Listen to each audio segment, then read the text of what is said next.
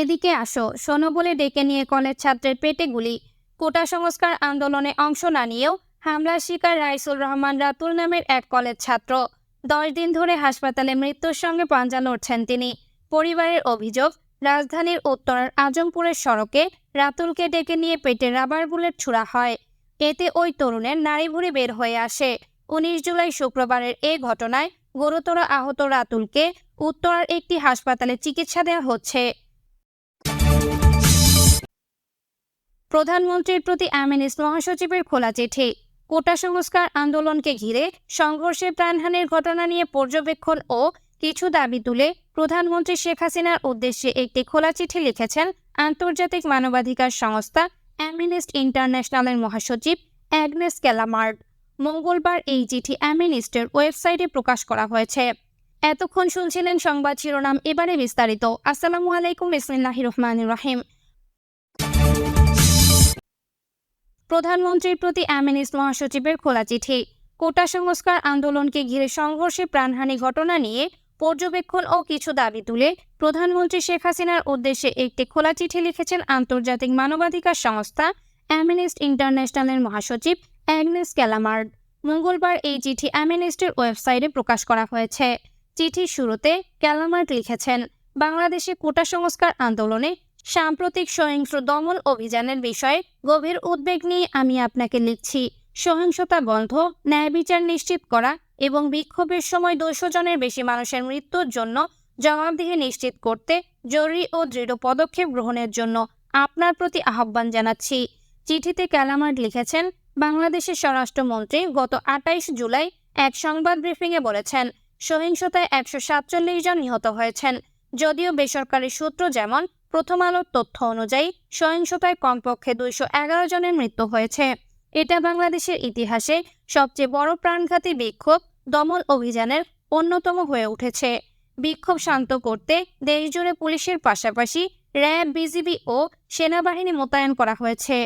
অনেক বেশি মৃত্যুর এই সংখ্যা বিক্ষোভ ও ভিন্নমতের প্রতি বাংলাদেশি কর্তৃপক্ষের চরম অহিংসতার দুঃখজনক অধ্যায় হয়ে উঠেছে। বিক্ষোভকারীদের ওপর প্রাণঘাতী অস্ত্রের ব্যবহার সহ আইন বহির্ভূত শক্তি প্রয়োগ, মানুষের বেঁচে থাকার অধিকারের প্রতি কর্তৃপক্ষের নিষ্ঠুর অবহেলা এবং আইন প্রয়োগকারী কর্মকর্তারা দেশীয় ও আন্তর্জাতিক মানবাধিকার আইনের বাধ্যবাধকতা মেনে চলার ক্ষেত্রে শোচনীয় ব্যর্থতার পরিচয় দিয়েছেন। অ্যামিনিস্ট ইন্টারন্যাশনাল গত 10 দিনে বিক্ষোভ নিয়ন্ত্রণের ক্ষেত্রে কর্তৃপক্ষের গুরুতর মানবাধিকার লঙ্ঘনের ঘটনা পর্যবেক্ষণ ও তথ্য উপাত্ত সংরক্ষণ করেছে। পৃথক দুটি ঘটনায় অ্যামিনিস্ট ইন্টারন্যাশনাল তথ্য উপাত্ত যাচাই করেছে, যাতে 6 দিন যোগাযোগ বিধিনিষেধ, ইন্টারনেট বন্ধ চলাকালে বিক্ষোভকারী শিক্ষার্থীদের ওপর আইন বহির্ভূতভাবে বল প্রয়োগ, আইন বহির্ভূতভাবে প্রাণঘাতী ও কম প্রাণঘাতী অস্ত্রের ব্যবহারের বিষয়ে নিশ্চিত হয়েছে। ক্যালামার্ড লিখেছেন, আমরা দেখতে পেয়েছি আইন শৃঙ্খলা রক্ষাকারী বাহিনী বিক্ষোভকারী শিক্ষার্থীদের ওপর থেকে গুলির বেআইনি ব্যবহার, শিক্ষার্থীরা আবদ্ধ স্থানে থাকা অবস্থায় সেখানে কাঁদানে গ্যাসের বিপজ্জনক ব্যবহার এবং AK ঘরানার অ্যাসল্ট রাইফেলের মতো প্রাণঘাতী আগ্নেয়াস্ত্রের নির্বিঘ্ন ব্যবহার করেছে। অ্যামিনিস্ট আরও দেখতে পেয়েছেন যে ঢাকা বিশ্ববিদ্যালয়ের নিরস্ত্র ও শান্তিপূর্ণ বিক্ষোভকারীদের ওপর ক্ষমতাসীন দলের ছাত্র সংগঠন বাংলাদেশ ছাত্রলীগ BCL সহিংসতা চালিয়েছে।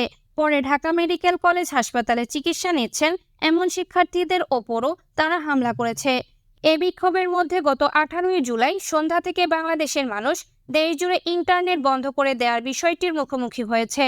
ইন্টারনেট পুরোপুরি বন্ধ করার আগে দেশজুড়ে মোবাইল ইন্টারনেট সাময়িক বাধাগ্রস্ত করা হয়। এরপর কিছু এলাকায় সামাজিক যোগাযোগ মাধ্যম ব্যবহার বন্ধ করে দেওয়া হয়। গত 19 July Dhaka metropolitan police DMP 144 ধারা জারি করে রাজধানীতে সব ধরনের মিছিল সমাবেশ নিষিদ্ধ করে।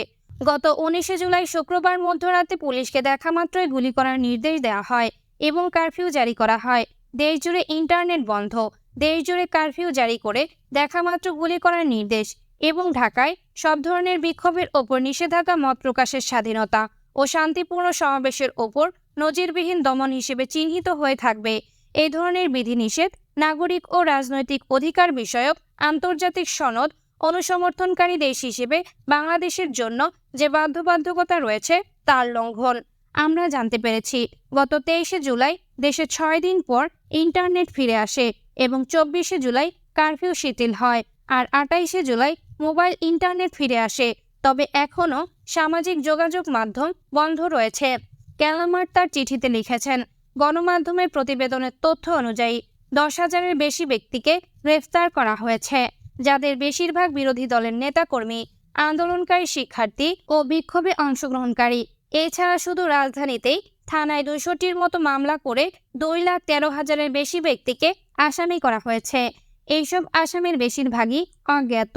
এফআইআরে কারো নাম না দেওয়ার কৌশলটি আইন শৃঙ্খলা রক্ষাকারী বাহিনীর জন্য যে কাউকে চাইলেই গ্রেফতার করার সুযোগ এনে দেয়। গণগ্রেফতার ও ছাত্র বিক্ষোভকারীদের নির্বিচারে আটকে রাখা ভয়ের পরিবেশকে আরও স্থায়ী করেছে। এটা লক্ষণীয় যে বাংলাদেশে অহিংসতা ও ভিন্নমত দমন বেড়ে যাওয়ার বিস্তৃত পটভূমিতেই ছাত্র বিক্ষোভের ওপর এমন প্রাণঘাতী দমন অভিযান চালানো হয়েছে। দমনমূলক আইন যেমন ডিজিটাল নিরাপত্তা আইন 2018, যা পরবর্তী সময়ের প্রায় সাইবার নিরাপত্তা আইন 2023 হয়েছে। এই আইনের মাধ্যমে সরকারের সঙ্গে ভিন্ন মত বা সমালোচনার জন্য সাংবাদিক, মানবাধিকার কর্মী ও অ্যাক্টিভিস্টদের লক্ষ্যবস্তু বানানো হয়েছে। অ্যামনেস্টি ইন্টারন্যাশনাল ও জাতিসংঘের বিভিন্ন সংস্থার পক্ষ থেকে বাংলাদেশ সরকারের প্রতি আন্তর্জাতিক আইনের আয়ত্তাধীন বাধ্যবাধকতাগুলোর প্রতি সম্মান দেখানো, মত প্রকাশের স্বাধীনতা ও শান্তিপূর্ণ পরিবেশের অধিকার রক্ষা এবং বিক্ষোভ নিয়ন্ত্রণের ক্ষেত্রে মানবাধিকার সমুন্নত রাখার পদ্ধতি অবলম্বনের আহ্বান জানানো হয়। তা সত্ত্বেও বাংলাদেশ সরকার বারবার আন্তর্জাতিক মানবাধিকারের বাধ্যবাধকতা সমুন্নত রাখতে অনাগ্রহ দেখিয়েছে এবং সহিংসতা বন্ধে কোনো অর্থবহ পদক্ষেপ নিতে ব্যর্থ হয়েছে। এরই পরিপ্রেক্ষিতে অ্যামনেস্টি ইন্টারন্যাশনালের মহাসচিব অ্যাগনেস ক্যালামার্ট চিঠিতে বাংলাদেশ সরকারের প্রতি কিছু পদক্ষেপ নেওয়ার আহ্বান জানিয়েছেন। তার মধ্যে রয়েছে অবিলম্বে সম্পূর্ণরূপে কারফিউ প্রত্যাহার, সামাজিক যোগাযোগ মাধ্যমগুলো ব্যবহারের জন্য উন্মুক্ত করে দেওয়া, ভবিষ্যতে বিক্ষোভ দমনে কারফিউতে দেখা মাত্রই গুলি করার নির্দেশ ও ইন্টারনেট বন্ধ করা হবে না বা অন্যান্য মৌলিক অধিকারগুলো লঙ্ঘন করা হবে না এমন নিশ্চয়তা প্রদান, শান্তিপূর্ণভাবে বিক্ষোভ করতে গিয়ে যারা গ্রেফতার হয়েছেন তাদের অবিলম্বে নিঃশর্ত মুক্তি প্রদান করা, আইন শৃঙ্খলা রক্ষাকারী সংস্থাগুলোকে সংযম দেখানোর নির্দেশ, বিক্ষোভকারীদের ওপর অপ্রয়োজনীয় বা অতিরিক্ত শক্তি প্রয়োগ না করা এবং এ ধরনের ঘটনার পুনরাবৃত্তি রোধে পদক্ষেপ গ্রহণ করা, বিক্ষোভ দমনের সময় হতাহতের ঘটনার পুঙ্খানুপুঙ্খ কার্যকর, স্বাধীন ও নিরপেক্ষ তদন্ত করতে জাতিসংঘের সঙ্গে সহযোগিতার ভিত্তিতে কাজ করা, এই ঘটনায় আইন বহির্ভূতভাবে শক্তি প্রয়োগের জন্য দায়ী ব্যক্তিদের জবাবদিহি নিশ্চিত করা, এই ঘটনায় ক্ষতিগ্রস্ত এবং বেঁচে যাওয়া ব্যক্তিদের পর্যাপ্ত ক্ষতিপূরণ প্রদান। এছাড়া বাংলাদেশের সংবিধান এবং মানবাধিকার বিষয়ক আন্তর্জাতিক মানদণ্ড মেনে শান্তিপূর্ণ সমাবেশের অধিকার ও মত প্রকাশের স্বাধীনতার সুরক্ষার নিশ্চয়তা প্রদান।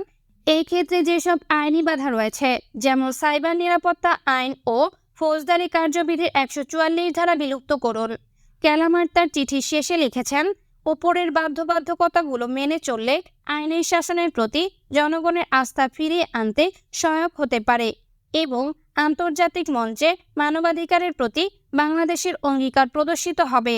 তিনি লিখেছেন, বিশ্ব তাকিয়ে আছে এবং এটা অপরিহার্য যে বাংলাদেশের মানুষের মানবাধিকার রক্ষা হচ্ছে।